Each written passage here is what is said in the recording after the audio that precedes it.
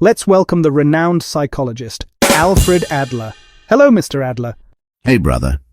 Mr. Adler, as the founder of individual psychology, I'd love to discuss the topic of happiness with you. No problem, brother. You have a significant view that all unhappiness and troubles stem from interpersonal relationships. How should we understand this? That's right, it's like that. The so-called internal troubles don't really exist. Any distress involves other people. If you feel short, it's because you fear others see you as short. If you were the only person on the planet, would you still worry about your height? If distress stems from interpersonal relationships, might some people simply avoid them altogether? Indeed, some think that way. They choose to hide in their shells, minimizing interaction with others.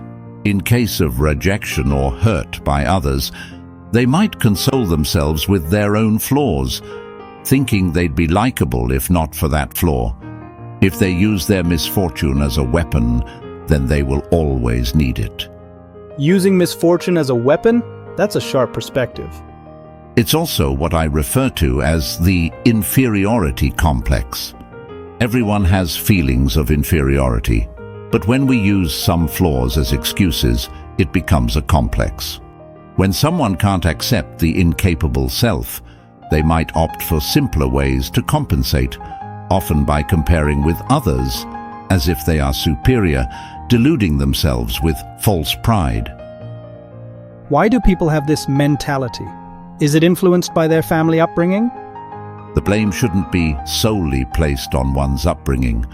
While traumatic experiences certainly have impacts, past wounds don't mean a lost future.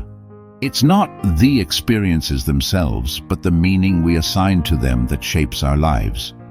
That makes sense. It's not our past experiences, but the meaning we assign to them that defines us. Instead of seeking validation from others, is it about self-validation? Not self-validation, but self-acceptance. They're distinctly different. With self-validation, you might lie to yourself about being strong even if you're not. But self-acceptance is about honestly acknowledging the incapable self and working towards improvement. How does one achieve self-acceptance? Disregarding others' opinions seems tough. It takes courage.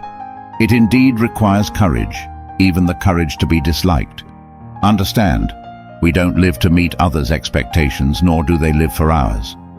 If you constantly seek validation worrying about judgments, you'll live in other people's lives.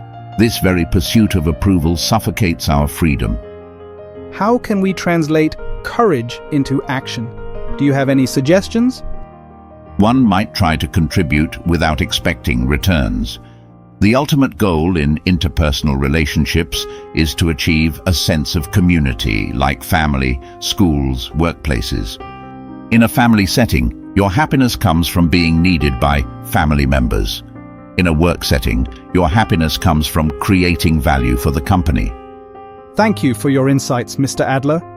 To summarize, true freedom is about disregarding others' judgments, not fearing being disliked, and not seeking validation.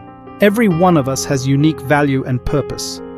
We don't need to please anyone, but we need the courage to be disliked. In the process of being disliked, we might lose something, but we gain real freedom.